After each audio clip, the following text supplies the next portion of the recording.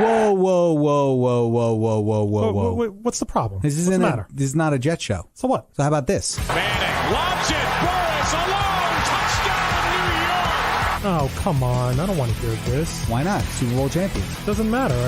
I just don't want to hear it. What do you want to hear? How about some Mets? Hey, if I can find one good thing that happened to the Mets, here we go. Home run by Piazza, and the Mets lead 3-2. Oh, yeah. It's got to be, I'm sorry. We all can't be like the Yankees. Oh, speaking of. This one by Mattingly. Oh, hang on to the roof. Goodbye, home run. Don Mattingly. No. God, I can't believe I just said that. All right, well, listen. How about a little Nets? If I have to. He had the jumper to win it. He got it. I can't take it. I can't take it anymore. It's been a second. I can't take it. How about some Knicks? Oh, yeah. Big spenders. Can't win a playoff. Fair enough. Houston pops out up top, down the lane, running jumper off the front rim, and in. I guess we should talk a little hockey, no? People even watch hockey anymore? They watch the Rangers. Well, if you have the Rangers, you gotta have some rounds. Yeah, no, they didn't have a YouTube in the 80s. All right, let's get the show started. Here we are, polar opposites.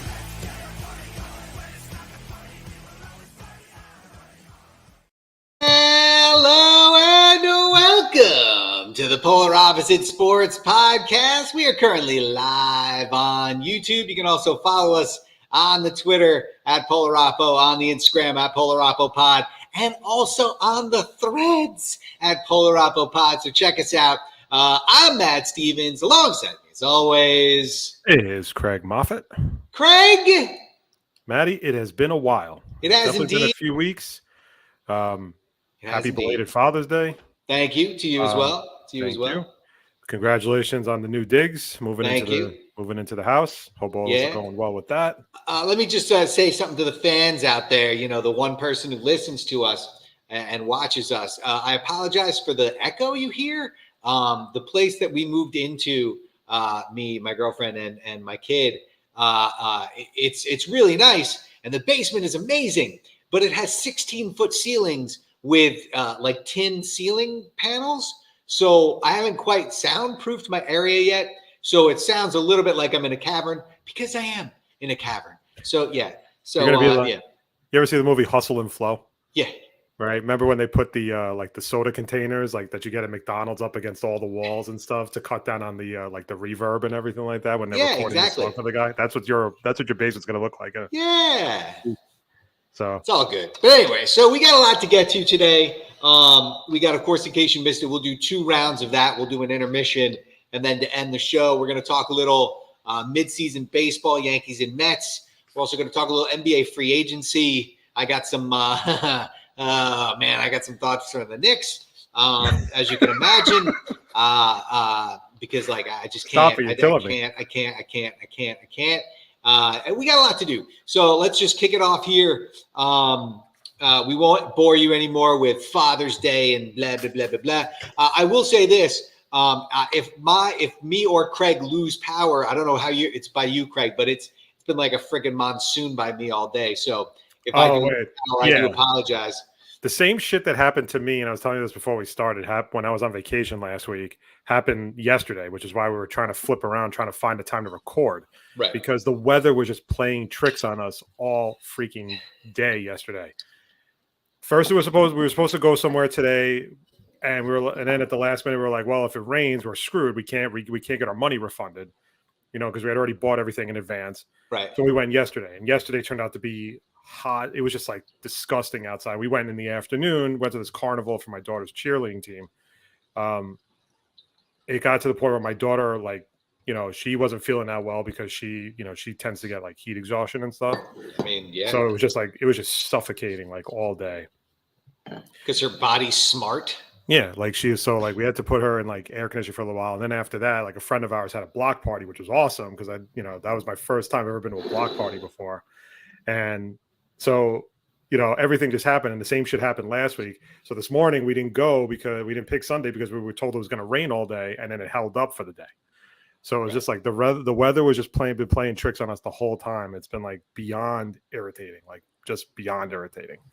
But weather was just playing tricks on us the whole. Yeah, listen, the heat is irritating, man, and your daughter is smart. That's all what it comes down to right there. But She's a smart kid. But here's Even the if best. she's, I wish she like if she was pretending like, heat exhaustion. Here's the best part. Here's the best part, though, and I will say this: I don't rarely stereotype.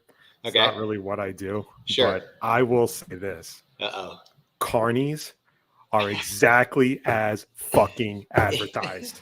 1,000%. And it started when we went to go get the wristbands at the fucking ticket counter, and the woman had a snaggletooth on the bottom of her teeth, not on the top. Sure. On the bottom. I was like, holy shit. Yeah. It was like, you ever watch Family Guy? Yeah. Right? You know that character they sometimes use, Long Tooth? Yeah. Like the guy who's like supposed to be like a real preppy, but he's got a huge like tooth. It looked like that. It was insane. It was freaking insane. And then another guy who was like helping my daughter my youngest daughter get on a ride. He had like 4 teeth. Yeah, he dude. looked like a jack-o'-lantern. Craig, it's a hard life, man. You're on the road. You're setting up these janky rides for people to ride on. Your diet consists of cotton candy and Deep fried Oreos and funnel cakes and popcorn and pizza. Like, I mean, it's not a healthy life being a carny, man. It's how you see the world, though. It's really how you see America. Like I couldn't couldn't even on carny cars and you go. It was so fucking hot. Like I was watching people eat fried food, and I'm like, I almost puked. Yeah, it's gross. Because it's just like you can't mix those two things should not mix together in the heat. No, it's not good. But enough of my rant about carnies. Hey man, listen, we all got things, All right, so first what we're going to do is what we always do. We open up our show with previously in New York sports. There's some New York topics that have been going on. We've been on a little bit of a hiatus for a few weeks. So Here we are, but right before the All-Star break. We'll get into the stuff with the Mets and Yankees in a few minutes. But we do have a couple of Mets and Yankees stories here. The first one actually with the Yankees is kind of big with Aaron Judge, and that's the fact that he told reporters that he has a torn toe ligament from that collision at Dodger Stadium a few weeks ago. And there is no timetable for his return, and some are speculating that he could miss the season. Now, I think Judge is actually doing some baseball activities from what I thought I saw the other day. Yeah, stuff. But I could be wrong. But this seemed like something that, not to say it was much ado about nothing, Matt, but it didn't seem at first like it was an alarming thing. And then Judge came out and basically told you what was killing him. And now it's something that I don't know if it'll derail their season, so to speak, because I think the Yankees will still stay afloat regardless, but it's still a colossal loss to their lineup. Here's the thing. It'll be like a regular year. Like they'll probably make a wild card just because they have enough to get past the dregs of the American League, but they're not going to do anything. And they're not going to make a run at the division, which if they would have had Judge this week when Tampa goes on a 6-game losing streak, you know what I mean? Maybe you make up more games than one, essentially, because you lost, 3 in a row, whatever it was. Look, here's the thing. What they need, if they can get Judge back to, even if he just DHs, like doesn't play the outfield, but like if they can get him to hit, I don't care if he runs, I don't care if he steals, I don't care. Just get him to the plate where he can swing like a normal human being. If they can get him to do that for the rest of the year, I'm good. Put Stanton in the outfield, put whoever in the outfield. I'll give up the defense. I'll give it up. I don't care. Right. But as long as he's good, don't bring him back at 60%, 70%. Only bring him back if he can actually do it. I don't want to watch him struggle when I'd rather him just get the surgery if he needs surgery. But did he get the surgery or he's still rehabbing it basically? Apparently he's still rehabbing. He may have gotten surgery and didn't tell anybody, but I haven't heard that he got surgery. But I just like, if he can't do it, don't let him do it. But if he can do it, let him hit. Just don't have him play the outfield. It's simple.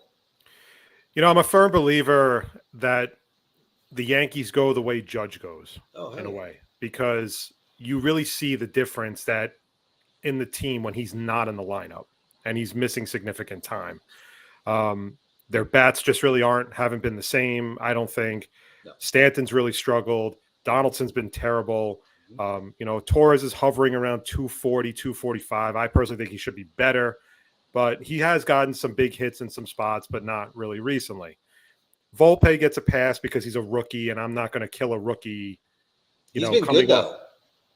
But I'm not going to kill. I wouldn't kill the guy anyway because he's so young and inexperienced compared to the other guys on the roster. No, absolutely. But I'm saying that like he started out real slow. Like he started, even though he was still hitting for power, but he started out real slow. But like he made an adjustment to his swing, and he's been one of the better hitters recently since Judge has been out. So he's kind of come back around to it. But anyway, go on.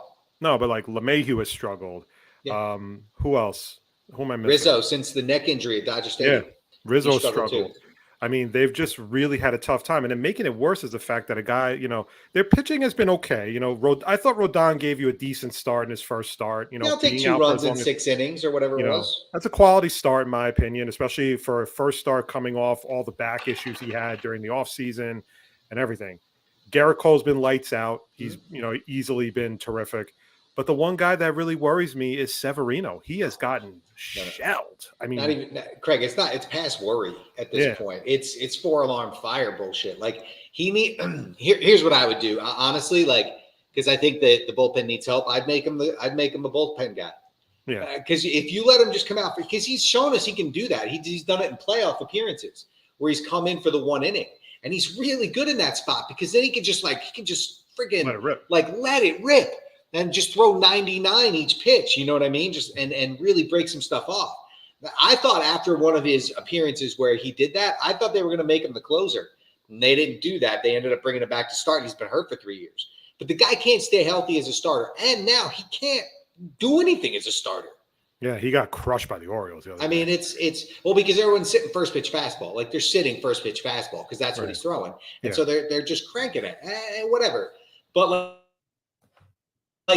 listen, some of the other pitching's been good though, right? Like Clark Schmidt has gotten a little bit better. Like he's your 5th starter, or 4th starter, so it's not always great, but they've gotten some good performances in places you didn't expect.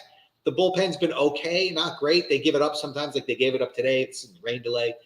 But look, here's the thing. If Judge doesn't come back, they're not doing anything. If Judge comes back, it's a 50-50 shot they make the World Series. Okay. That's pretty fair. Because I think in a head-to-head matchup, I don't think the Yankees are outmatched by anybody in the American League. Do you? Not right now. No, I definitely think they're a strong. Yeah, I think they're a strong challenger to any team that's going to be in the American League. I think they play Tampa well. I think they play. I think they're better than Toronto. Yes. I don't know if Baltimore is playoff ready, so to speak. I think Baltimore's got to start making some moves to try to get the roster, get a veteran presence. Yeah. Get a better. Their rotation is young and it's decent, but in a postseason, I think they would get destroyed. Boston, I don't think is going to be a playoff team this year, and Toronto to me has been one of the more disappointing teams. I think it made every year. It's the same thing every year, man. The same shit. They had a lot of big time players, and I just think they always come up short. And it's and especially with Vlad Guerrero Jr., Bo Bichette, they added George Springer a couple of years ago. Their rotation has Gausman, and it has Ryu was one of their big additions, but he's been hurt a lot. I could go on, but they just never seem to kind of figure it all out, kind of thing. No.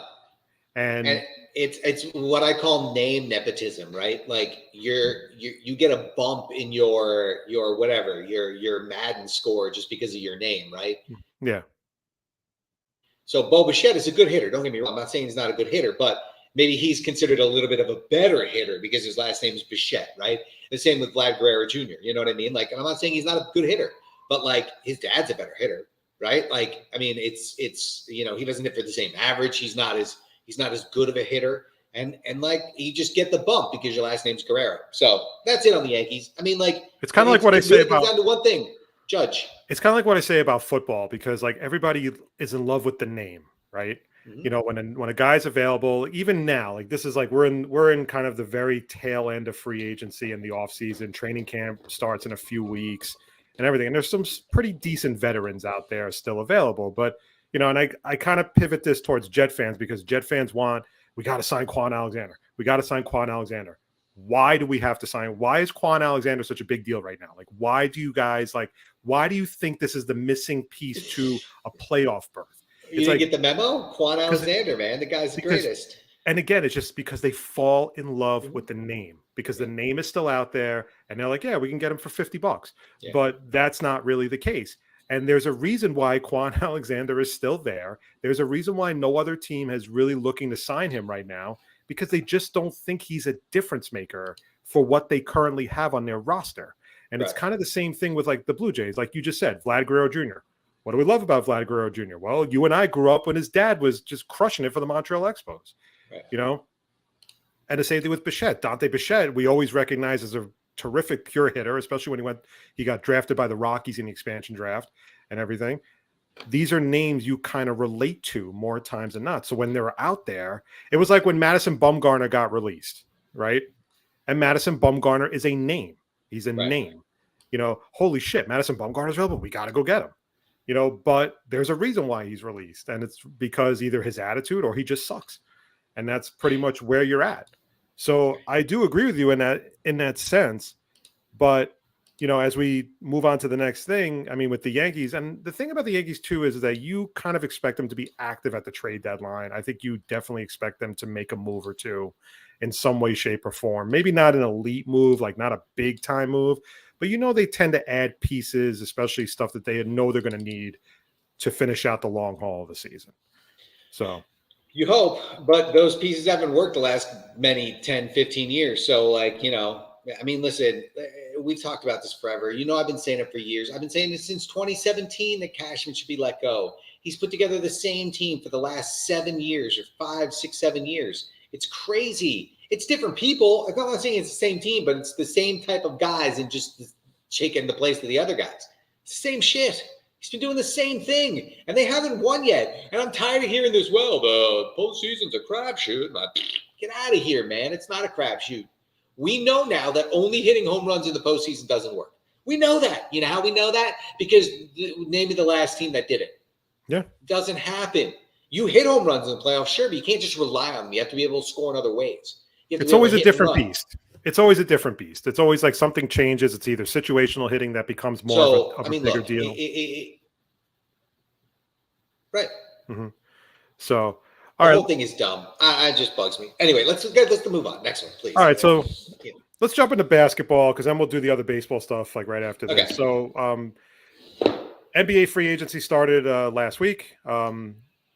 Nets and Knicks kind of made some, moves you kind of expected that seemed to be on the radar for a while. Although I will say the Knicks trading Obi Toppin was a bit of a surprise.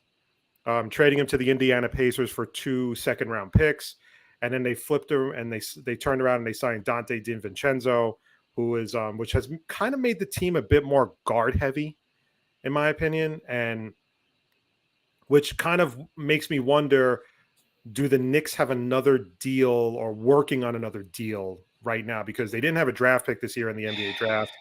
And the only move they've made so far, and it's weird because they signed Toppin's brother to a rookie contract, like a 2-way contract, I guess, to go play in the G League or something. So then they trade Obi, which is just like that. That just seems awkward to start. And then the other story that came out, which kind of got all the Knicks fans in a tizzy, because this is what I love. This is why I hate Twitter. This is exactly why I hate Twitter, because people run with this shit more than anything I've ever seen in my life. Mm-hmm. Okay. Somebody's been available for too long. And, it just makes me laugh. And Knicks fans are very gullible. I feel like as soon as someone is unhappy, the minute somebody is unhappy with their situation, the Knicks fan automatically thinks they're going to come to the Knicks because the Knicks have like 100 draft picks. They have, all these contracts. They have like Evan Fournier's expiring contract coming up that they could flip in a trade. So apparently the big story last week was that after signing Dante DiVincenzo, Josh Hart tweeted out to Mikal Bridges, just said, yo, hook me up or give me a call. And Knicks fans immediately made it seem like they were going to get Mikal Bridges. Even though the Nets have basically come out and said they have no desire to trade him. They are going to build their team around him. Hell, last year they could have gotten 4 first-round picks for him and they turned it down. Mm-hmm. That's all you need to know about how the Nets feel right now about Mikal Bridges, especially with the way he finished the season. So it just kind of makes me laugh because, again, it's just taking the bait. It's like, I get it. It's all Villanova guys, right? Josh Hart, DiVincenzo, Jalen Brunson, and Mikal Bridges just completes the Fab Four. But Craig, here's the thing. and this is where I'm going to make you a little sad, and probably because you're a Nets fan, probably just a little happy. It's not gullibility. I don't think it's gullibility. I think deep down inside, I think all Knick fans know that shit ain't happening. It's actually we're so close. No, Maddie, I think I lost you. just hope. They look at it. No, am I back? I'm back. You're back. Okay, you're back. good. Yeah. So We had a little glitch in start the again. matrix there. Okay, look, it's about hope. They hope Mikal Bridges is going to come there. And you know what they said in Shawshank Redemption, right? Like, Yeah. hope. It's a dangerous thing. And in Ted Lasso, it's the hope that kills you. And it's why Knick fans are miserable fucking people, because all they do is they hope that this guy and that guy and this guy and that guy is going to come. And you know what? None of them ever come. And so then, you know, like things happen. Like we get Jalen Brunson, and people were like, oh, good, Jalen Brunson. And he turns out to be better. And you're like, sweet, yeah, Jalen Brunson. And then, of course, they go and they trade Opie Toppin. And they trade Opie Toppin, who was a first-round draft pick. I think the 11th pick, if I'm not mistaken, maybe like the 8th pick. I don't remember. Yeah, it was like, I think it was around 8 to 11. I can't really remember. So he's in that range, and they traded that pick for 2 second-round picks in like 6 years. Like the second-round picks they got were like 28 and 29 or some shit like that. Like it is. I would understand if they made that trade if this regime hadn't made the fucking draft pick. Yeah. But they made the draft pick. This was a Leon Rose deal. What the hell are you doing trading this guy for 2 second-round picks? And like, look, I get it. You can say what you want, but let me say this about Obi Toppin. Every time he got his shot, he played really well. Like when Julius Randle went down, he played really well. Anytime he got minutes, he played really well. He scored you points, he got you rebounds. Did he make stupid plays? Sure, of course. But he's young, but he's exciting, and he ran the floor great. But you know what? Let's make sure we keep Julius Randle, you know, because that's worked out the last 5 years. You know what I'm saying? Like let's not get younger and more athletic. Let's make it so we have more guys who are just ball dominant, ball stoppers. Let's do that. That makes perfect sense, right? So like the whole thing makes no sense. And I like bringing DiVincenzo in because they need a 3-point shooter. So I don't mind that move, right? You pair him up with some of these guys, some of these dribble drive guys, you kick it out to him and he can shoot. I don't mind that one. But I would rather have gotten rid of Randall than Obi Toppin. But do you think it, you know, there was a story that came out before the Toppin trade where there was some issues between Toppin and Thibodeau during, I think it was during the postseason. Toppin wasn't really happy with his playing time or whatever.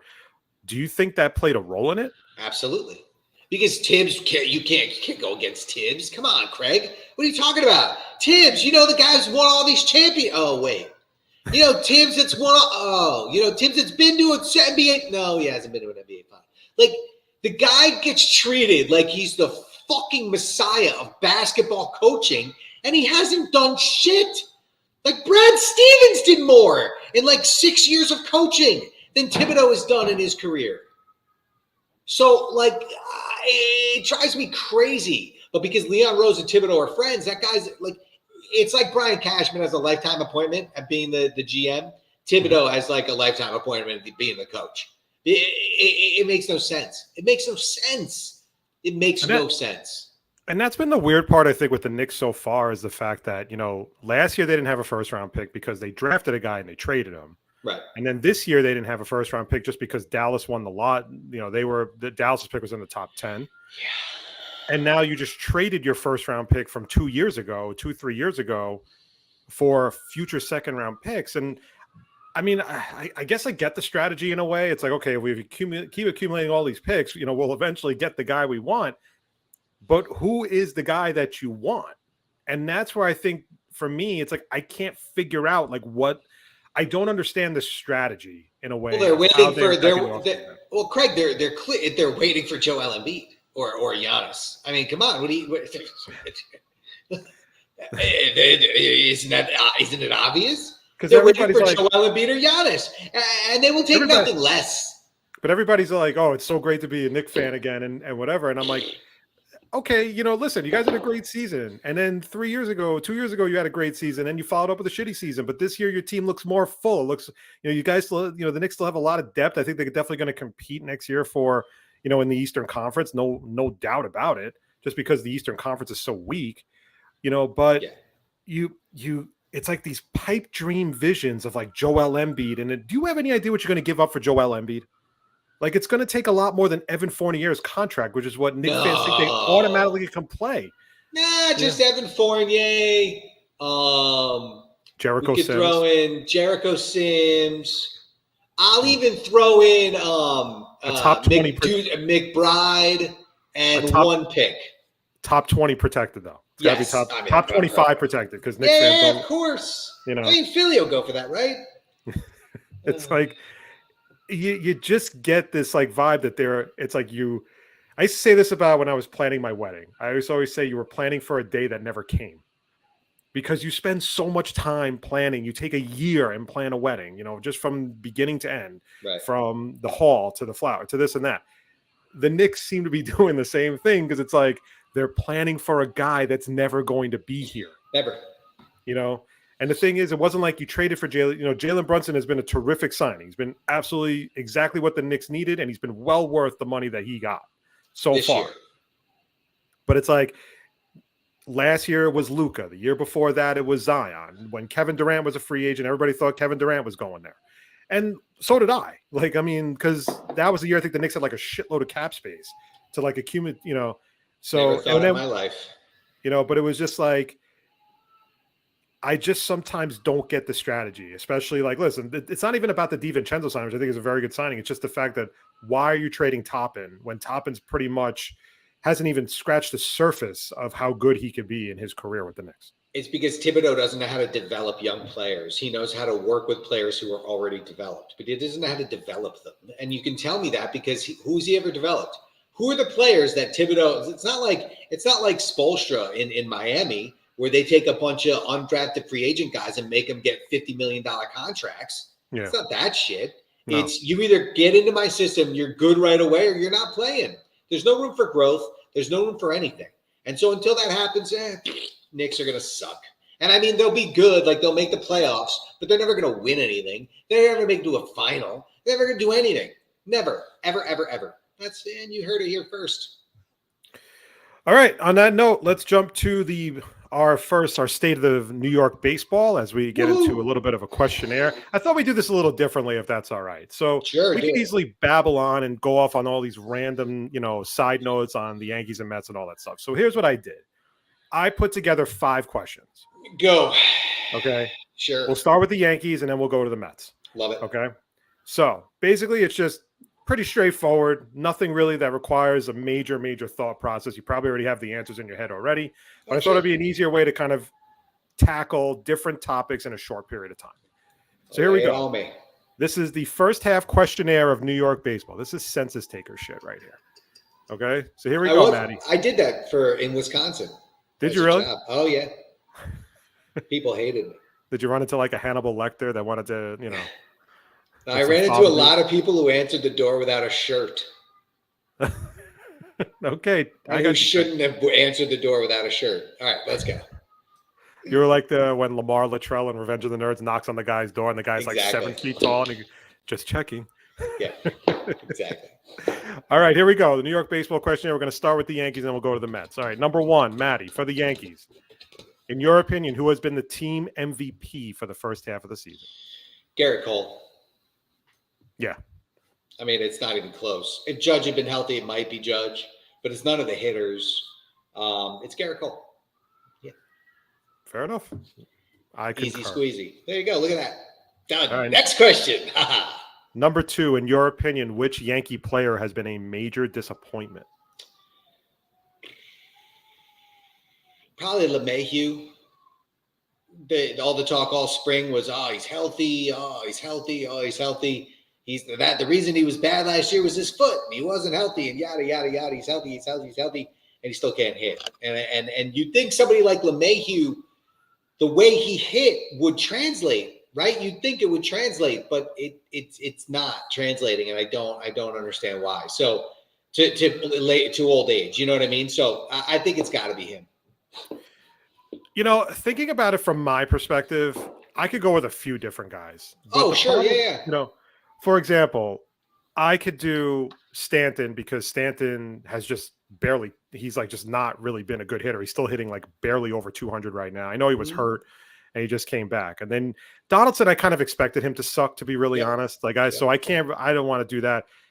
And one guy that I think has just been an overall disappointment for the Yankees has been Gleyber Torres, just because when they acquired him, he was this can't miss blue chip prospect. And I'm not saying he hasn't been good, but he hasn't been what I expected. It was like when the Mets had Ahmed Rosario and everybody said, you can't trade Ahmed Rosario. He's going to be this insanely good prospect for the Mets. He's going to be this insanely good, prospect and everything. And I just didn't see it, or at least consistently see it. Right. And I kind of see the same thing. He's still hovering around 245. I figured he was better than this. And like overall, and then to the fact that he had to move him off of his regular position to put him at second base because he was an error machine at shortstop. But for me, I'm going to honestly say, I think it's Severino.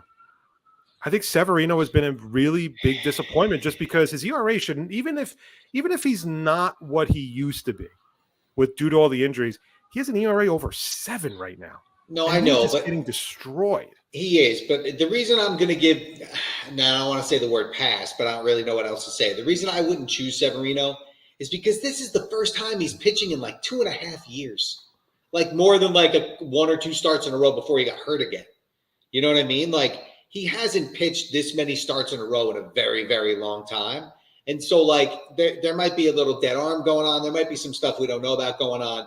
So I'm willing to like let him to see if he can work it out. Now, if it continues down this road and they have to put him down the minors or send him to the bullpen, then yeah, he can definitely have that. But for right now, just because he hasn't pitched consistently enough, I'm gonna give him a pass. To me, it's LeMahieu. But any one of those guys fit the bill. Any one of them do.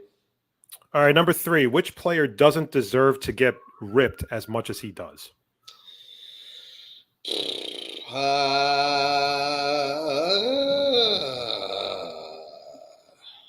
None of them. I mean, like, I don't think anybody fits that bill. I don't think people rip Bader.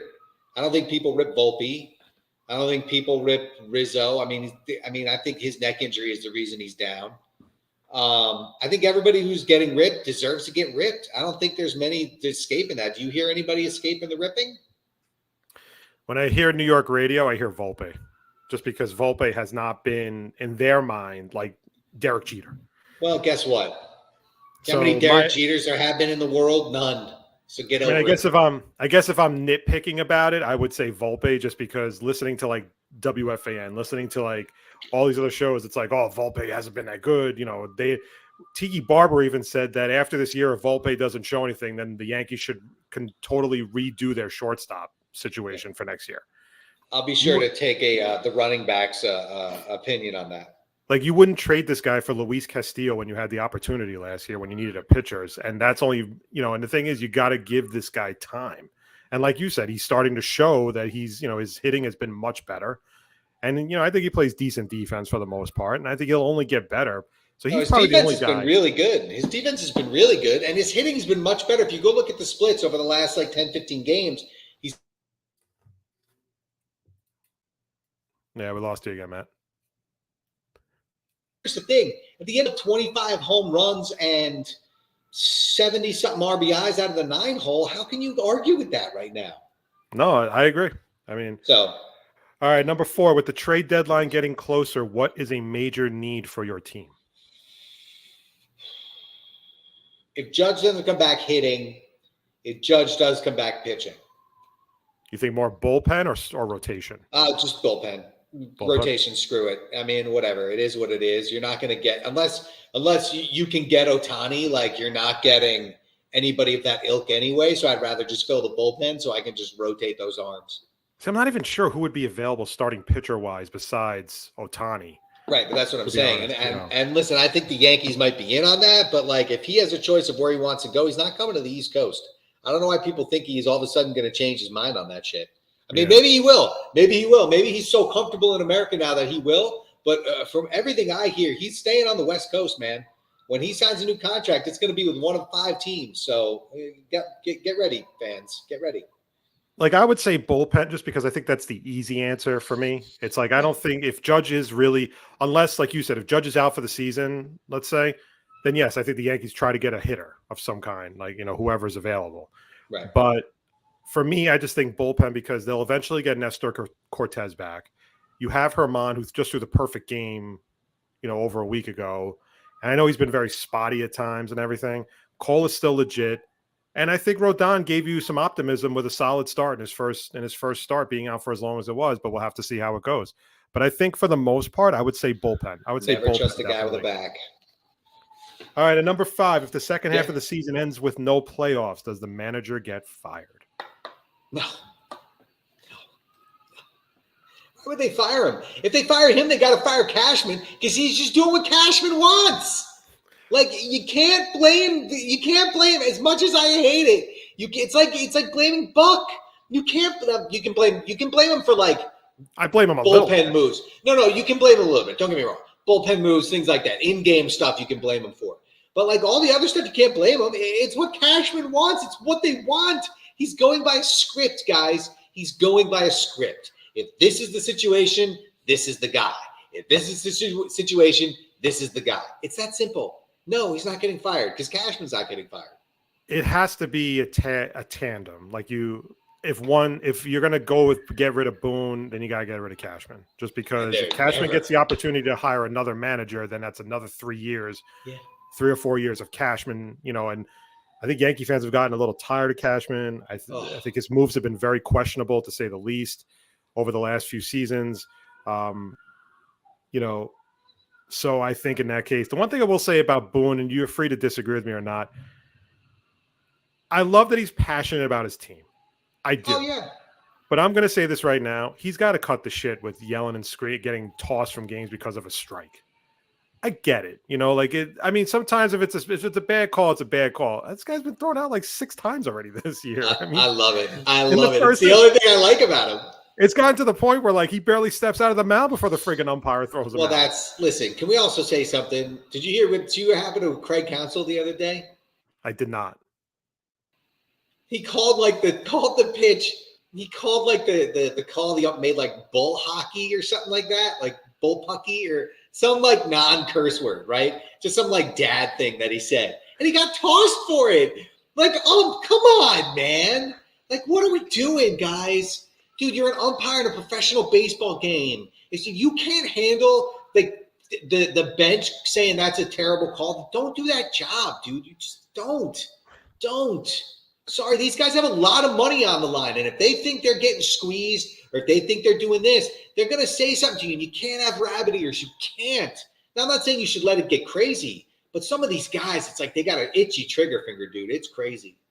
But part of me thinks when all is said and done, the Yankees are still in a good spot. Definitely in the wild card hunt, at least.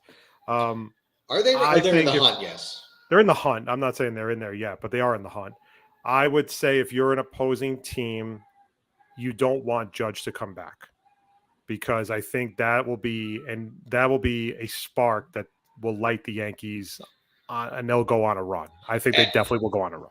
And if you really don't want, and because like if Judge does come back, and if if Judge and Stanton ever got on a tear at the same time, look out, folks, because that would be lovely. All right, for the Mets have won 6 of 7 as they head into the All-Star break. I still think it's a little too late at this point. They can make the wild card. Come on, man. Well, one thing I'm noticing about the National League is all the really bad teams that were like on a roll have now come really down to earth, like the Pirates. Yeah. I think the Reds, it's only a matter of time before the Reds get kind of swallowed up. I even think it's a little bit of a matter of time before the Marlins go on a bit of a losing streak. So they can rest their heads on that. So for me, I had a hard time picking an MVP for the first half of the season because this season has been just a mess from every which way. I mean, pitching wise, I can't really, I can't say if there's a pitcher on this roster right now, the starting rotation that I'm like, yeah, this guy's been, this guy's saved our friggin' season, because they've been so hot and cold all year long, all first half of the season. Right. I want to say Lindor, but Lindor went on that really cold stretch where his batting average plummeted down to 210. and he's barely hitting the ball. Same thing about Alonso. Honestly, if there was one guy that I had to pick right now that was my MVP, I think it's David Robertson. Okay. Because David Robertson was put in the just the toughest spot after Diaz got hurt and missed the season, and we weren't expecting him to be in a closer role. And he has come in, and I know he's had a couple of games where he was a little shaky, but he has been very good in the closer role. His ERA is only like a little bit over 1, I think, as of right now, or a little bit over like close to 2. He has, I think, 14 saves on the season. I think he's only blown 1 or 2. Mm-hmm. But when we needed a guy to step in, and that's what made me nervous, is going to Robertson, because Robertson, it wasn't that I didn't think he could do it. I just was like, oh shit. Now with Diaz being out, Robertson's going to have the weight of the world on his shoulders closing out games. And he has been up to the task from day one. So if I had to pick an MVP right now for me, I think it's David Robertson. Outside of that, I would say the next guy, I would say probably Alvarez, just because Alvarez, since he came up and now he's been hitting, the Mets have been a different team. Right. So, that'd probably be who I would go with. I mean, Lindor, it's the rough stretch hurt him, but he's been pretty good otherwise. And other than that, it's got to be those two, because everybody else has been too inconsistent. Yeah. I mean, which player has been a major disappointment? Shit. I could make a case for the entire fucking lineup. Well, and also the pitching. I mean, Scherzer, Verlander, like that sort of thing. That's where I'm going to go for me. I'm going to say it's Verlander, because he was hurt, but he seems to be laboring through a lot of the starts. Like, I don't really see that crisp, ness that won him the Cy Young in 22 and everything. And for me, he's just barely made it to the 6th inning. Right. A lot of times, there were a couple of games he didn't even make it out of the 4th inning. And for a guy that I'm paying $44 million a year to for the next 2 years, I expect more. And Verlander for me is the guy, but Scherzer is a very close second, because honestly, Scherzer is a guy that in big spots has failed this team miserably. Yeah. And his stats are a little misleading, because I think his stats have been okay. But when the Mets needed him in a big spot since last year, he has completely shit the bed. So I think it's basically neck and neck between Verlander and Scherzer. So that's where I'm at with that. Yeah, I agree. Number 3, which player doesn't deserve to get ripped as much as he does? I'm going to say Francisco Lindor. I think the guy gets shit on for every time the Mets go into a funk. He is the only person that, he gets killed more times than not. So that's fair. Now he's on a tear. He's been killing the ball. He's up to like 18, 19 home runs on the season. He's probably going to he could finish with over 30 home runs. He's exactly where he was last year. Mm-hmm. That's what everybody doesn't understand. Everybody that rips him to shreds doesn't understand. He's literally on pace to repeat the same numbers he had last year. Yeah. So, but so I would probably say Lindor. I agree. I mean, because he's been good and people still kill him. And they're still attaching the price tag to him, which is crazy now when you look at some of the contracts that have happened after him. Like, he's actually a deal at this point. So, just get over that shit. All right, number 4, with the trade deadline getting closer, what is the major need for your team? I would say bullpen.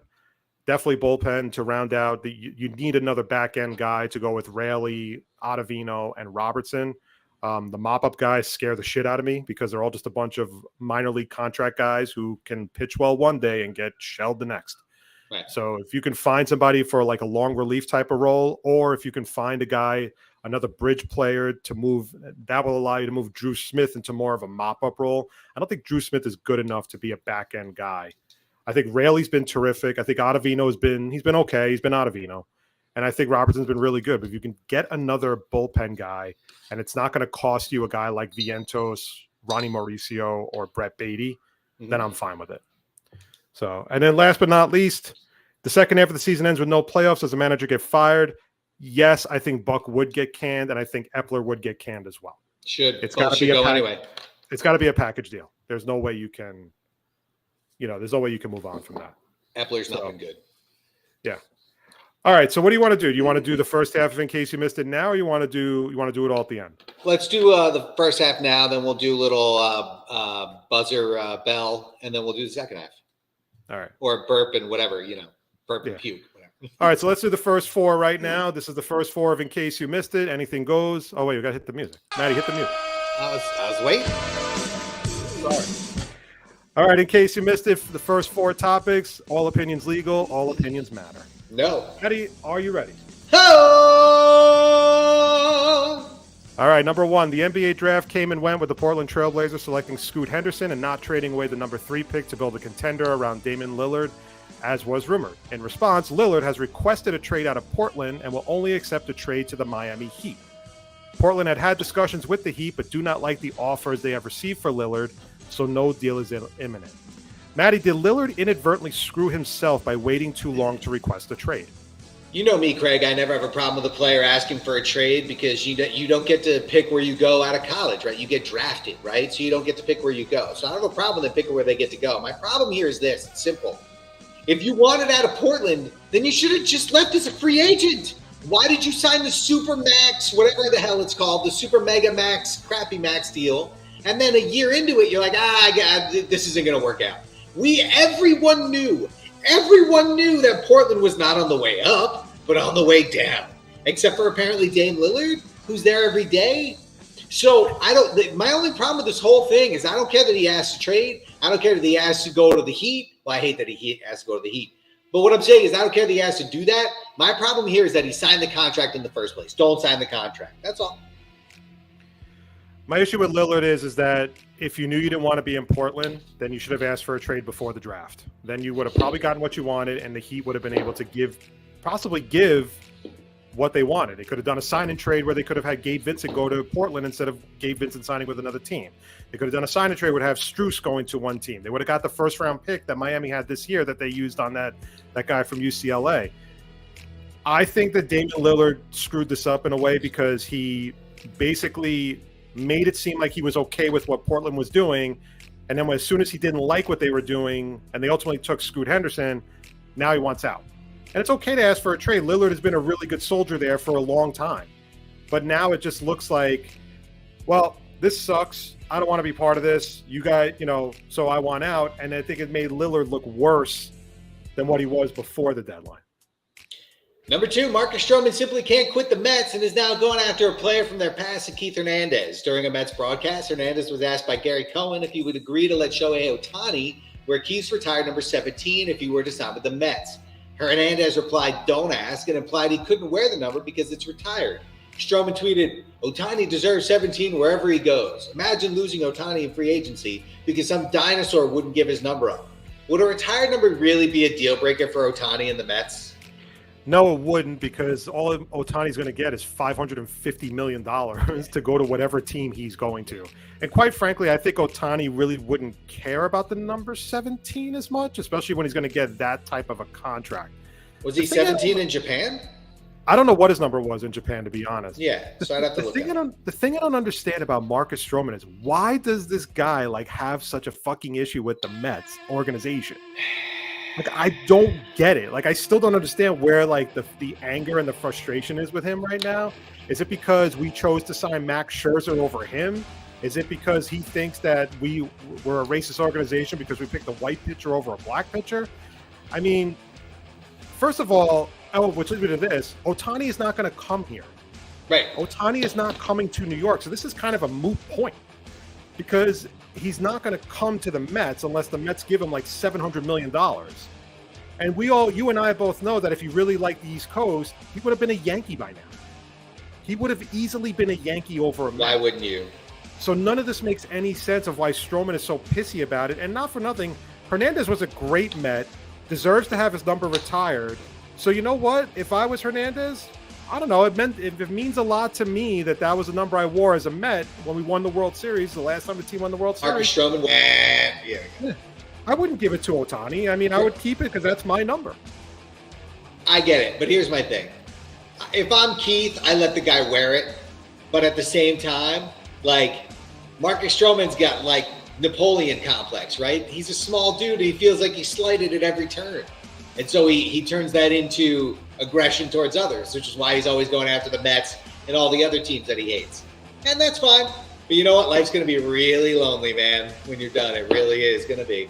Like, this guy is like all, like, he's a good pitcher. He's not an elite pitcher, but he's like all fucking ego, man, on everything. Yeah. Every little shit thing he feels he's got to make a comment on. You know? All right, number 3, Dalvin Cook remains a free agent after being released by the Vikings, with the Jets and Dolphins the 2 most likely destinations for the running back. Steelers running back Najee Harris openly questioned how teams view running backs during minicamp with ESPN. Quote, to see people like that get released, especially in my position, it's like, damn, what did they do? Is it because of their age? Dalvin Cook is coming off multiple 1,000-yard seasons. It's eye-opening for sure, end quote. So far this offseason, Saquon Barkley and Josh Jacobs have been hit with the franchise tag, leading to holdouts for new deals. Packers running back Aaron Jones took a pay cut to stay in Green Bay, and the contract Miles Sanders signed with the Panthers in free agency only makes him the 10th highest paid back in the league. Matt, do teams undervalue veteran running backs when a rookie replacement is 1 draft pick away? I don't think it's undervalued veteran running backs. I think it's undervalued running backs. And it's because it's a position that is just simply wear and tear. Like, every hit you take is a minute off your football career, right? Like, it's just the way it is. There's also tons of injuries that happen to those guys because they take so much contact.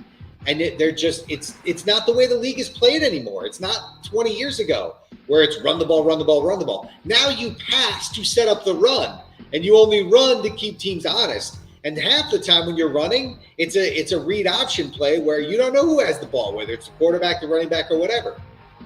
Here's the problem.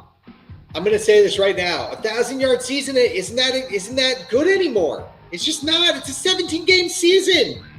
You don't even have to average 100 yards a game to get 1,000 yards. Like, you can average like 60 yards a game. Not to mention there's so many like analytical stats now that make a 1,000-yard season irrelevant. In fact, what I think makes a better running back right now is their ability to pick up the blitz on 3rd down. You know what I mean? Like, protect your quarterback. So, listen, I think he's not wrong. It's got to suck to be a running back right now. But, like, that's just the way it is, man. And it's been this way for a long time. I mean, for me, the NFL has become a bit more of a passing league now. I think it's more passing. I think it's more, like you said, the read options with guys like Lamar Jackson, with guys like Mahomes, with guys like even the guy like Daniel Jones right now. There's more designed quarterback runs than there are to running backs. In a way, when a running back gets drafted in the first round, it's like, oh my God, they drafted a guy like top 10 running back, which is like unheard of. It's gotten better recently with, drafting Ezekiel Elliott, Saquon, and most recently Bijan Robinson. But I think this has become more of a wide receiver quarterback type of league. And I think it's not hard to find a guy, especially a young guy, to just say, okay, we're going to hand you the ball, run right through that hole right there, because that's pretty much what a running back is going to do. Yeah. I don't think teams value it as much, and they sure as shit don't want to pay for it, because honestly, all it takes is one injury from a running back, and that's it. And then, it could be out for the season, torn ACL, and then that guy is not the same for at least a year. Yeah. So I understand where he's coming from, but I do think teams do undervalue the running back position in general, and passing has become more of a popular point of offense in the league. All right, number 4, former Sixers coach Doc Rivers was recently on the Bill Simmons podcast and attempted to deflect the blame for another disappointing season in Philly away from him and on to MVP Joel Embiid. Rivers cited Embiid's injury history as one example, but he also told Simmons that Embiid's ability to make the players around him better in the playoffs, he's just got to do that on a consistent basis. Not just on the court, but off the court. He got to make all his players better in the playoffs. Not ignoring Rivers' terrible record in Game 7 as a head coach, does he have a point about Embiid?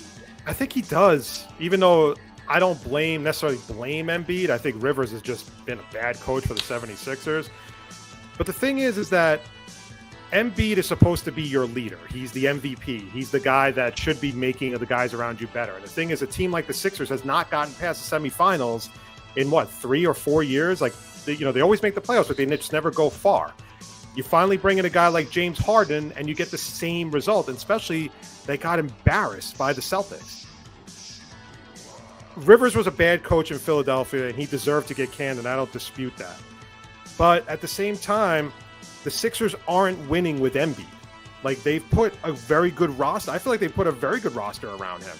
besides Harden, with guys like Tobias Harris, Tyrese Maxey, they even signed like PJ Tucker as a guy for defensive purposes and everything. And you're just getting the same result. So while I don't think Embiid is the problem with the 76ers, I definitely see Rivers' point in that Embiid really isn't making the Sixers should be better than what they are. And they're just not a very good playoff team, basically, because they just don't look like a good playoff team. And that game against the Celtics was a perfect example that not only Harden was bad, but Embiid was bad too. I don't know. It's not his game. Like, that's my thing. It's not his game. He's not there to make up. He's there to shoot and score and play defense and block shots. If you want, he's not. It's not his game. It's just not. It's like Melo. Now, I'm not saying you're going to win with that, but like Melo's job wasn't to make players around him better. Get him a point guard that makes the players around him better. That to me, that's not his job. He's not Jokic. He's just not. So that's not what he does. And maybe he will at some point, but that's not what he does. So you can blame him, Doc, but let's be fair. It's on you. You're the coach. I mean, no question Rivers should have gotten deeper with this team than he did. So I definitely throw a lot of shade at Doc Rivers because he was just a bad coach. But, I could understand what I understand that that's Embiid's thing, but he's also the MVP. And when you watch him after press conferences, like smiling and laughing and stuff, he doesn't give a fuck.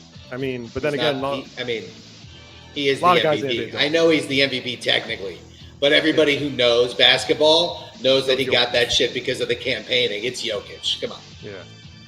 All right. So that will conclude the first half of In Case You Missed It. We will have the last 4 questions at the end of the show. So time for buzzer and bell, but we're going to do a little differently today. So instead of buzzer versus bell, we are going to do something in honor of the Nathan's hot dog eating contest that took place on the 4th of July, where Joey Chestnut ate a whopping 76 hot dogs in 10 minutes, I think. Gross. Jesus Christ. So today we're going to go over, I have certain records that I came across food-wise, because there is such a thing called the MLE, Major League Eating. Sure. It's a competitive eating thing, and the shit that these guys eat is unbelievable in the amount of time that they do it. I don't know how they're not dead. So, Maddie, here's what I have. I have 12. And instead of buzzer versus bell, if you think you could do it, you're going to burp. Okay. Hold on. That was one a second. screen. I know. Well, that wasn't me. That was my kid. That's puke. Oh, what did I say? You said burp? Yeah. Sorry. Yeah. There you go. And if you don't like it, you're going to puke. So, first things first. So, within this contest of burp versus puke, are you ready, Matt? So, burp is good, puke is bad. Burp is good, puke is bad. Got it. Here we go. Okay. Number 1. 17 Big Macs in 1 hour.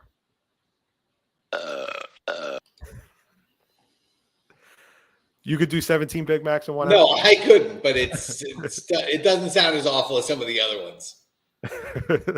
Okay. Number 2, 59 and a half glazed donuts in 8 minutes. Oh, that sounds delightful.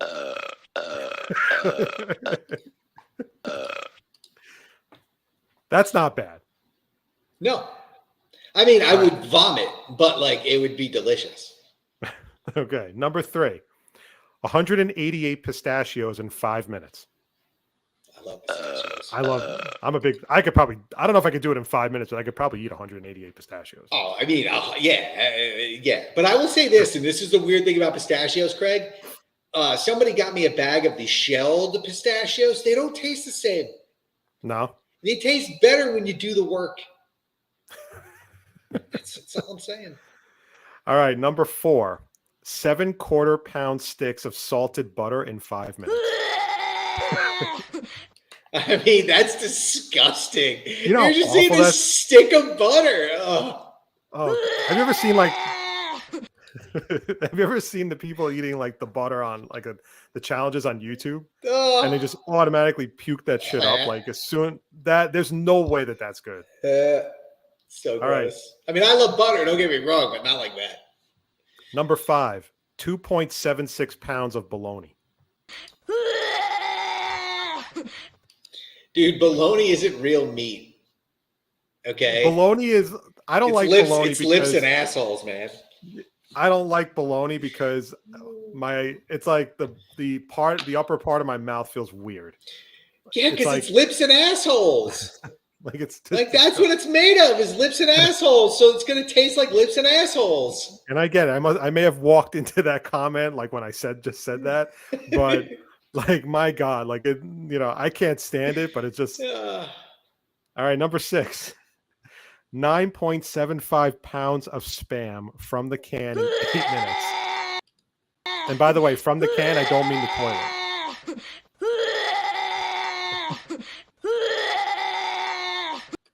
That bad? You have to do it 4 times? Yeah. So if I can't fry it, I'm not eating Spam. Okay. Like, get the fuck out of here, man. And even then, like, more than one slice is too much. I grew up on Spam, but you have to fry it. You have to fry it. And let's be fair. The only reason Spam still exists is Monty Python, right? Like, the only reasons. Oh, because of Spam a lot? Yeah. And just lovely Spam, wonderful Spam. Lovely All right. Spam. Here's one that's guaranteed to just destroy your stomach. Ready? Do it. A gallon of chili in 99 seconds.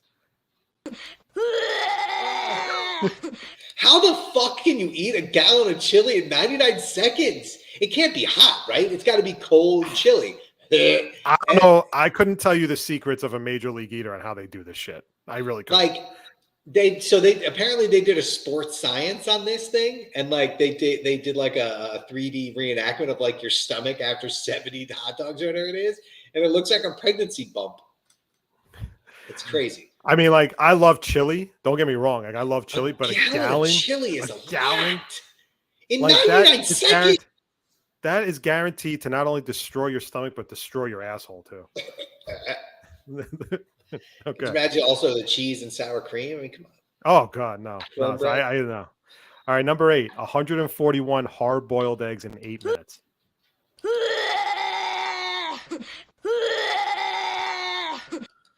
Yeah, I've seen Cool Hand Luke, man. I'm not doing that shit. I think hard-boiled eggs are completely gross. All right, number 9, 182 chicken wings in 30 minutes. Yeah. I'm not saying I can do that many, but I could do a lot of chicken wings.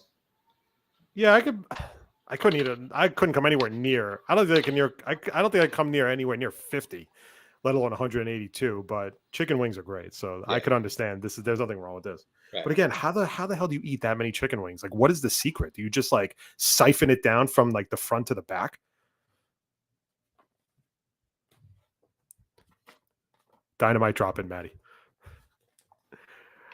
I don't know. All right. Number 10, 53 soft beef tacos in 10 minutes.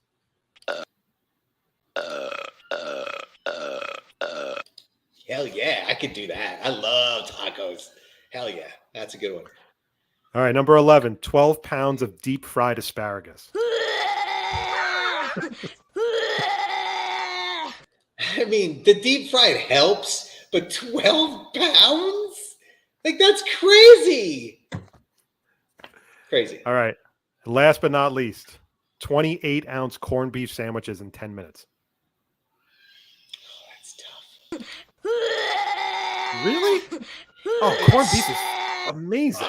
I'm assuming there's Russian dressing on there and stuff like that. Like, I can't. I just can't. It sounds so gross, especially coming back up. That's not going to be good coming back up. So before we get on to the next topic, you have a couple that I had you cut from Family Guy. Yes. So let's hear some of the things that Peter had to get for Jack. Am I reading this right? You need a pallet of chocolate-covered pretzels. Where the hell am I supposed to? What is this? A drum of grape jam?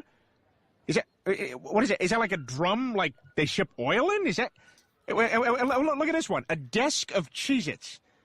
A desk? Where are you getting these units of measurement from? Mary? That is still funny. Okay, you stay right here, big funny gal. I'll be... A desk of Cheez-Its, Maddie? I'd love a desk of Cheez-Its. I mean, come on. Cheez-Its are delicious. All right, before we get to the last 4 of Last four of In Case You Missed It. Maddie, we have an off the grid story. Yeah, let's do it. Week. Let's finish it up. All right, do it. So here we go. Off the grid for this day. What is it? What's today's date? The 10th? I have no idea. Come on, me. Sunday. Date. For Sunday, July 9th. Sure. Sounds right. Okay. There's a little bit of popping, by the way, in your audio. I don't know if that has anything to do with it or not. Might be. Who knows what's going on right now? Everything's askew. All right. And that's just from... Yeah, things fall. It's crazy. Go ahead. You can read. I can do multitask. All right. So here we go. Off the grid for Sunday. A runner who was favorably favored to win the 2023 Peachtree Road Race in Atlanta after she had won it last year. Do you want to say that What's again? that? Do you want to say that again? No, the favorably What? favored. Oh, heavily favored. Did I say? Did I say that? Oh, oops. No, it's great. You keep going. Okay, good. Oops. A runner who was heavily favored to win the 2023 Peachtree Road Race in Atlanta after she won it last year suffered a humiliating defeat after she made a wrong turn heading towards the finish line. Senber Teferi was in the lead as the race was headed to a finish when she followed a police car onto a side street, which caused her to go off course and lose the race. The blunder cost Teferi to finish third. Maddie, can Teferi ever show her face at this race ever again? I mean, no. Like, what are you doing? How do you make a wrong turn in a race? Like, how is that possible? Don't they have, like, barricades that, like, keep you in the track or whatever? Like, when I watch the New York Marathon, like, you can't make a wrong turn that you run into people. I mean, I don't understand what the hell you're doing. Your sound is really, now it's getting worse. All right. Just give me a heads up. That's all right. It's possible. Is it better now? No, it sounds like a weird, like, it's like a weird, like, popping, and, like, you sound like, and as a, well, the echo I understand, like, that we already know about, but. Yeah, I don't know what's going on.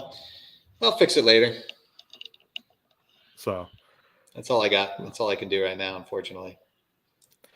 All right, then let's just finish the show because this isn't going to work. We'll edit this one out because it's not really working because it's like I can barely understand what you're saying. That's all right. I'll fix it later. I don't know what the hell's going on. I don't know what happened. I didn't touch anything. That's the annoying part is I didn't touch anything. Yeah, like unless you can like maybe play it back when you're like and see if maybe it wound up, maybe it's just now and then when you play it back it's like fine. Maybe. But yeah, I'll check it out. Great. That's all right. So all right. We were just going. Here we go. No, wrong one. Sorry. Now let's do the Road Warrior, and you can end it on the thing. Here we go. No, that's the wrong. That's Road Warriors. There we go. Yeah, I can't. It's tough. Like it really sounds like shit. Just wrap it up. All right. So we'll finish with the four topics for In Case You Missed It. As you know, all opinions legal. All opinions matter. Maddie, are you ready? Yes. All right.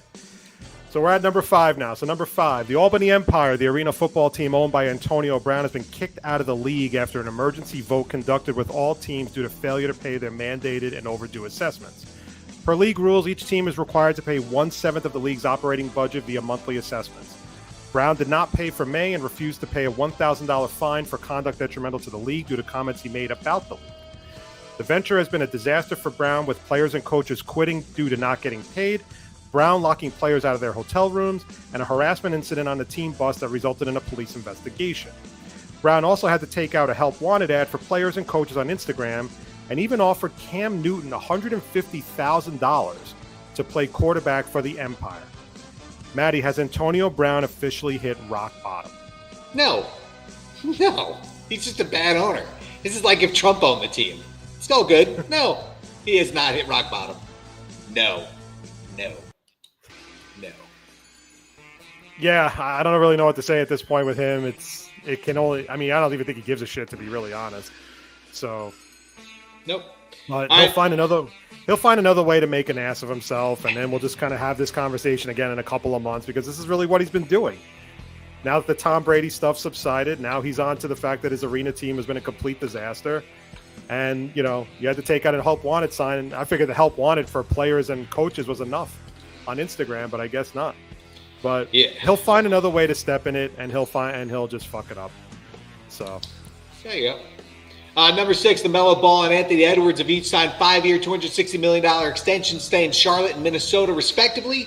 Both players averaged 20 points per game last season, but Ball was limited to only 36 games due to a fractured ankle that he suffered in February.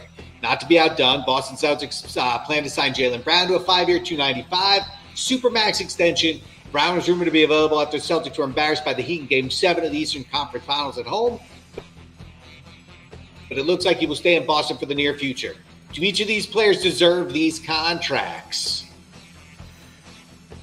I guess. But here's my thing. I think it's a bigger issue than that. And the issue is that there's a trend now that seems to be going on with the NBA, and that is that these guys are signing these Supermax deals for a year. And then as soon as the season is over, they're already on the trade block. And you saw it, or you've seen it, with Bradley Beal getting traded to Phoenix. Now there's a rumor going around that Zion, the reason why Zion isn't really playing is because he wants out of New Orleans after he signed a $211 million extension. Zach LaVine last year signed over a $200 million extension, and he's being rumored to be traded out of Chicago. The thing about LaMelo Ball is, and especially with teams like Charlotte and Minnesota, is I would like to think that you have to know that these guys are committed to playing for your team, that they're not going to complain after a year and say, okay, well, I want out because you guys are going nowhere. Because we already know that Charlotte isn't going to be a good team. We already know that Minnesota is not going to be a great team in the West. So it's almost like this weird unwritten rule, like, okay, we'll sign you for a year, and then we'll try to trade you, to go wherever you want to go. I don't know. It's just like I feel like these teams have to get some kind of assurances, right? That they're committed to playing for the Charlotte Hornets, to playing for the Minnesota Timberwolves, and that's what I hope it becomes. As for Jaylen Brown, I mean, $300 million after that performance, with all due respect, it's like if the Celtics do it, then they're just asking for trouble, and they're just going to kind of be the same team over and over and over again. And they're not going to win, because if you haven't won with Tatum and Jaylen Brown now, you're never going to win. Exactly. You're never going to win. Agreed. Number 7, Victor Wembanyama has been in the NBA for a whopping 2 weeks and already in a bit of controversy, probably unbeknownst to him. According to various reports, Britney Spears was smacked in the back of the head by Victor's security after she tried to get a picture with him. Wembanyama claims he was walking with a security team to grab dinner and was instructed to not stop for anybody to avoid fans crowding him. Wembanyama said he felt the person grab him from behind but followed his security team's instructions and kept walking. Spears had filed a police report saying she approached Wembanyama and wanted to congratulate him on his success. She claimed it was loud, so she went to touch his shoulder and then says the security backhanded her in the face, knocking her glasses off. No charges were filed after video surveillance showed Spears' hand hit herself in the face when security pushed it away. Maddie, do you think Britney Spears was bitter that she was treated like any normal fan? I don't know about bitter, but can I just say one thing? How the fuck is Britney Spears touching Victor Wembanyama's shoulder? Like, she's not touching his shoulder, man. He's guy's like 7 feet tall. He's 7'5". 7'5". She's like shorter than I am. So stop. You didn't go to touch his shoulder. You probably touched his ass. And now I'm not saying that in a dirty way, but that's all you could probably reach. You probably thought his ass was shoulder. And it just looks like she, I don't know. I don't really, like, here's the thing. The whole thing is dumb. Like, the whole thing is dumb. Britney Spears should just walked away. Just walk away. Don't bring it up because you're going to look small. No matter what happens here, you look small. And that's all that happened. And Victor comes out looking okay because he had no idea what was going on. He was being shoved around by his security detail. And then she hits herself in the face. Nonsense. All nonsense. All right. Finish it up. The XFL is planning to return 2024 despite the fact it's lost an estimated $60 million this season. League ownership says the league has capital commitments in place for 4 seasons, estimating $100 million in 2024 revenue. And an XFL backer is projecting that XFL will be a cash flow positive by 2027. While providing an outlet for players currently not on NFL rosters to audition for teams, are these spring football leagues ultimately a waste of time?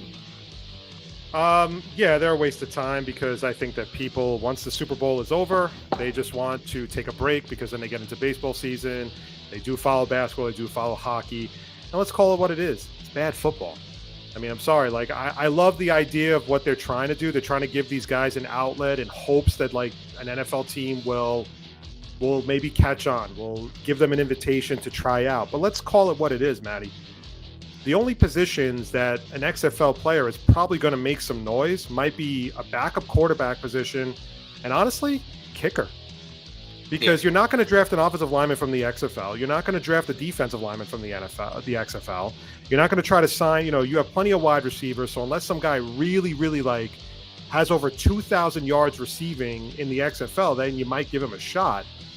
But it's just one of those things that's just bad. It's just bad. Yeah. It's just bad football. And you're talking now 3 years you might be out of the red. I don't think the XFL will exist in 3 years. I don't think the USFL will exist. And then all you need to see is in a playoff game for these leagues, there's nobody there. And these are in small markets. These are not in huge markets like some of the teams are. The only team where I've seen where it looks like an XFL team has been fairly successful, honestly, is St. Louis. Because St. Louis, they draw a pretty decent crowd for an XFL game. The other cities like Birmingham and all these other cities, they barely draw a few thousand. Right. So while I understand and I appreciate what they're trying to do to give these guys an outlet to keep playing football, I think at the end of the day, it's a lost cause. And I just think that spring football is just, not for nothing. You know what else happens in the spring, Matt?